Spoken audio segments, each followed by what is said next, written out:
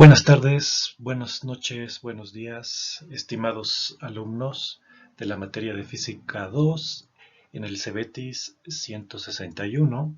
Les habla el maestro Ingeniero Casas Rivera y este video es para presentar el tema de estados agregados de la materia que corresponde a la semana 2 de nuestro curso. Iniciamos con la pregunta: ¿qué es la materia? La materia, bueno, es todo lo que existe en el universo y se haya constituido por partículas elementales, mismas que generalmente se encuentran agrupadas en elementos, moléculas y en átomos. Esta definición es muy sencilla y nos ayuda también a diferenciar, lo que es materia de lo que es energía. Materia, pues, es lo que es el suelo, los árboles, el aire que respiramos. En cambio, los rayos del sol, pues, es una expresión, una manifestación de energía. Entonces, teniendo claro esto, podemos continuar avanzando. La materia tiene dos tipos de propiedades. Unas son las propiedades extrínsecas o generales y otras son las propiedades intrínsecas o específicas. Aquí en esta diapositiva nosotros vemos lo que son algunas propiedades generales de la materia. Es bien importante tener claro que las propiedades generales no permiten diferenciar una sustancia de otra. ¿Por qué? Porque estas propiedades son como la masa, el volumen, el peso y la inercia. Toda la materia que existe en el universo tiene estas propiedades generales y no nos va a ayudar estas propiedades a diferenciarlas una de otra. Aquí están lo que son las propiedades como es la masa, que es medido en kilogramos, el volumen en metros cúbicos, el peso, que es medido en newtons. Quiero aquí un poquito destacar la diferencia entre masa y peso. La masa se mide en kilogramos, en cambio el peso se mide en newtons.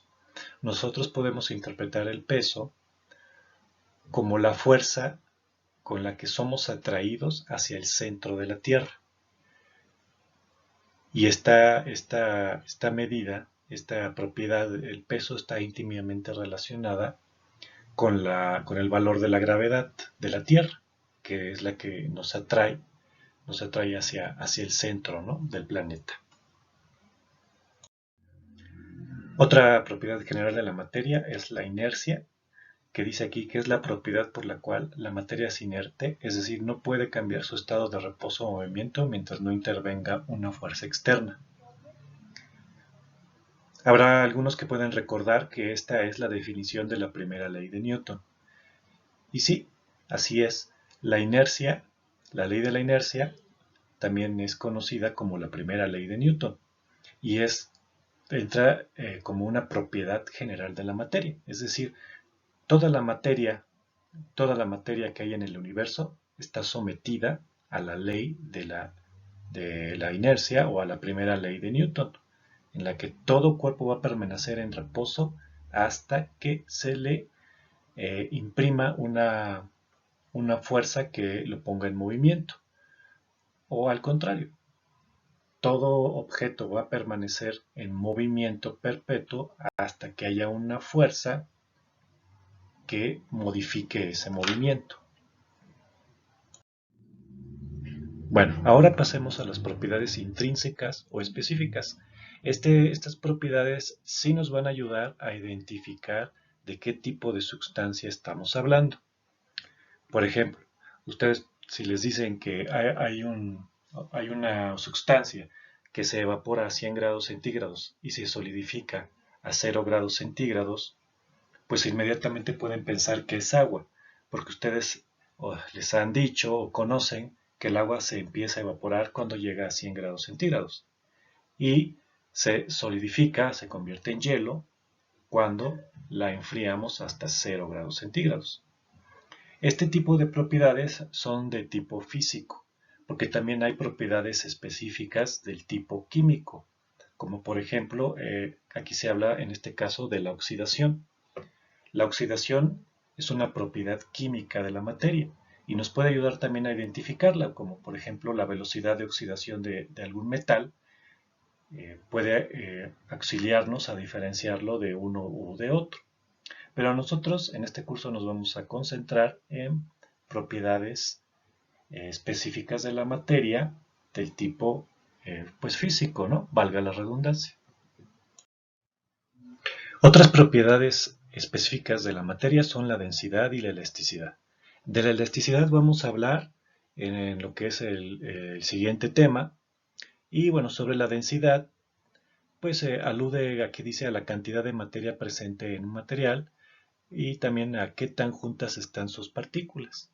Nosotros siempre hemos visto o nos han dicho de que el agua y el aceite no se mezclan. La principal razón por la cual el agua y el aceite no se mezclan también es que su densidad es muy diferente entre ellos.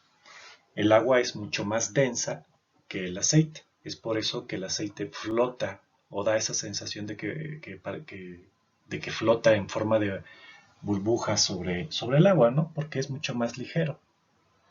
En cambio, si nosotros arrojamos una piedra en un vaso de agua, pues la piedra se va a ir al fondo por la misma razón de que la densidad es muy diferente entre ellos. La piedra es muchísimo más densa que el agua, entonces esto ocasiona de que la piedra se vaya al fondo del vaso. Ok, entonces ahora vamos a pasar a lo que son estados físicos de la materia, también conocido como los estados de agregación de la materia. Y aquí dice, la materia puede aparecer en 4 estados o estructuras moleculares determinadas por su temperatura o la presión a la que esté sometida. Sabemos nosotros que el agua, si le bajamos su temperatura, se va a congelar. Si subimos la temperatura, va a ser líquida, y si seguimos subiendo esa temperatura, pues se va a formar vapor de agua, ¿no? En forma que es lo que es el estado gaseoso. Estos tres estados de la materia, bueno, podemos pasar de uno al otro según la temperatura a la cual estemos sometiendo la sustancia. También, bueno, el otro estado de la materia es el plasma o el estado de agregación plasmática, en donde se tiene que aumentar la temperatura a, niveles muy altos, como llegar hasta 5000 grados centígrados, ¿no? Nosotros, si sometemos alguna sustancia a esta temperatura, bueno, podemos obtener, llegar a su estado plasmático. Bueno, ¿y cómo es que la ciencia trata de explicar los estados agregados de la materia, ¿no? Bueno, para tratar de explicar esto se creó la teoría cinética molecular, en la cual nos dice que toda la materia está constituida por pequeñas partículas, ¿no? Que sean átomos, moléculas, iones, y estos están en continuo movimiento. Este movimiento nosotros lo podemos aumentar o disminuir dependiendo de la temperatura o presión a la cual estemos sometiendo la sustancia. Entonces, entonces es clave para esta teoría cinética molecular que la temperatura y la presión son los factores físicos que van a intervenir siempre en el cambio de estado de la materia. Bueno, si nosotros nos concentramos ahorita en la temperatura, tenemos aquí una definición que nos dice que la temperatura es la cantidad de energía cinética de las partículas de una masa gaseosa, líquida o sólida. Cuanto mayor es la velocidad de las partículas, mayor es la temperatura y viceversa. Y se mide en grados centígrados, en grados Kelvin y en grados Fahrenheit. Entonces, si nosotros vemos aquí este pequeño diagrama con movimiento, podemos observar que las partículas del sólido, no sabemos qué sustancia es, solamente sabemos que es una sustancia en estado sólido, Sus partículas están muy juntas unas de otras, ¿no? Y hay una baja energía cinética. Inclusive pareciera que solamente están vibrando, ¿no? En estado sólido. Luego dice que en el estado líquido las partículas están menos juntas, la energía cinética es suficiente para que fluya la materia sin separarse del todo, ¿no? Y bueno, también están aquí el estado gaseoso con partículas muy alejadas unas de otras, con una alta energía cinética, se están moviendo mucho, o sea, hay mucho movimiento en estas partículas, entonces es una alta energía cinética. Ahora, ¿cómo será el estado plasmático, no? El estado plasmático va a tener una mayor cantidad de energía cinética y las partículas se van a mover aún más violentamente entre ellas. La teoría cinética molecular nos da unas definiciones de los estados agregados de la materia. Por ejemplo, nos dice aquí que los sólidos se forman cuando las fuerzas de atracción entre moléculas son mayores a la energía que causa que se separen. Obviamente, estas fuerzas de atracción entre moléculas se pueden romper si nosotros subimos la temperatura, ¿no? Hasta convertirlo en líquido. Bueno, el sólido mantiene su forma y volumen porque sus moléculas están encerradas en su lugar y no chocan entre sí. Su movimiento se reduce a pequeñas vibraciones. Los líquidos se forman cuando la energía de un sistema aumenta y la estructura rígida del sólido se rompe. Aquí es claro, un hielo a la cual la temperatura va aumentando, entonces se empieza a derretir, ¿no? A convertirse en líquido. Y bueno, dice aquí que al aumentar la temperatura, las moléculas de un líquido se mueven, chocan libremente, tomando la forma del contenedor, pero manteniendo un volumen definido. Entonces esto es muy claro, ¿no? El agua, cuando nosotros la vertimos en cualquier vaso, en cualquier recipiente, va a tomar la forma de ese recipiente, ¿no? Pero va a mantener un volumen definido. Los gases se forman cuando la energía de un sistema excede todas las fuerzas de atracción entre moléculas. Aquí es fácil de imaginarlo, el agua poniéndose en la estufa, en donde el calor empieza a aumentar su temperatura.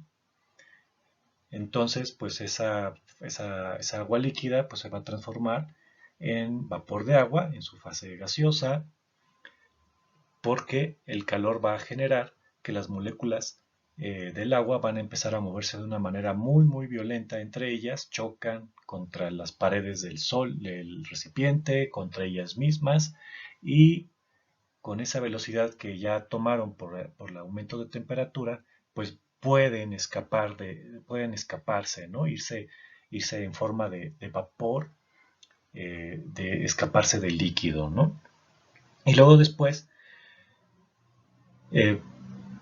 es importante destacar que el gas no tiene ni forma ni volumen definido a menos de que sean comprimidos.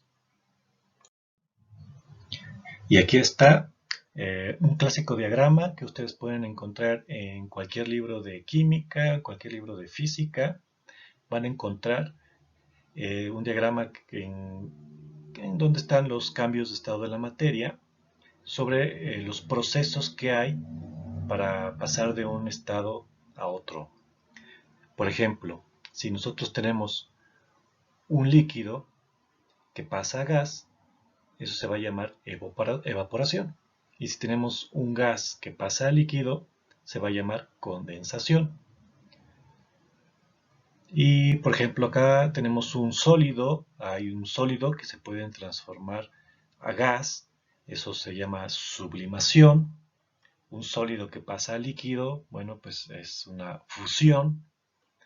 Todos estos procesos están íntimamente relacionados con los cambios de temperatura y los cambios de presión. Eso no lo olviden. Falta hablar del plasma. Aquí dice, se forma a grandes temperaturas o a presión elevada de un gas. El plasma, denominado cuarto estado de la materia, se produce al aumentar la temperatura a más de 5000 grados centígrados. En estas condiciones las moléculas se rompen, los átomos chocan en forma violenta y pierden sus electrones, lo cual da origen a un gas extraordinariamente ionizado, que es una mezcla de iones y electrones que pueden transmitir la electricidad. Bueno, el plasma es un estado de la materia que solamente puede ocurrir a grandes temperaturas o a grandes presiones. Es una mezcla de átomos que se mueven en una forma muy violenta, o electrones también que están ya desprendidos de sus respectivos átomos. Entonces se puede decir que son una mezcla de átomos rotos con sus partes también moviéndose de un lado a otro, ¿no? Un ejemplo muy claro del plasma pues es un relámpago, ¿no? Nosotros cuando estamos en una tormenta eléctrica y observamos esa luz que atraviesa así el cielo hacia la tierra, bueno, pues es un momento muy, muy pequeño en el que el gas, el aire que respiramos, se convirtió en plasma debido a la alta temperatura que se generó dentro de las nubes por la electricidad estática, ¿no?, que carga. Otro ejemplo muy bueno de plasma es el Sol. El Sol, bueno, pues es un conjunto de gases a muy alta temperatura en donde pues se encuentran estos gases en estado plasmático, ¿no? Y la gran mayoría de estos gases pues es el hidrógeno y el helio. ¿Y dónde entra el plasma en nuestro clásico diagrama de estados agregados de la materia? Bueno, pues entra en esta parte en donde un gas que se ioniza se convierte en plasma. Entonces es muy importante recordar que el plasma solamente puede surgir a partir de la ionización de un gas. ¿Cómo ionizamos un gas? Bueno, pues con altas temperaturas o altas presiones. Las principales características de la materia están asociadas a su constitución física y a las distintas propiedades que tiene, siendo sus estados agregados principales el líquido, sólido, gaseoso y el plasma. Y bueno, existe un quinto estado de la materia. La ciencia ha avanzado tanto para descubrir un quinto estado de la materia. Bueno, pues tienen que investigarlo. Esa será su actividad, su tarea para esta segunda semana, es encontrar qué es el quinto estado de la materia. Aquí están las preguntas a contestar del trabajo escrito que corresponde a la semana 2, que hay que investigar. Y las preguntas son: ¿qué es el quinto estado de la materia? ¿Quién lo descubrió? ¿Cómo se obtiene este quinto estado de la materia? Y para finalizar este trabajo, pues a hablar o a anotarme sobre las aplicaciones del estado plasmático de la materia. ¿Ok? Entonces, pronto voy a abrir la tarea en las plataformas para que ustedes puedan ya subirla. Por mientras pueden ir investigando qué es el estado, cuál es el quinto estado de la materia y las aplicaciones que tenga el plasma, y contestarte estas preguntas, ¿no? Entonces, muchas gracias por su atención y les deseo mucha suerte en esta tarea. Hasta luego.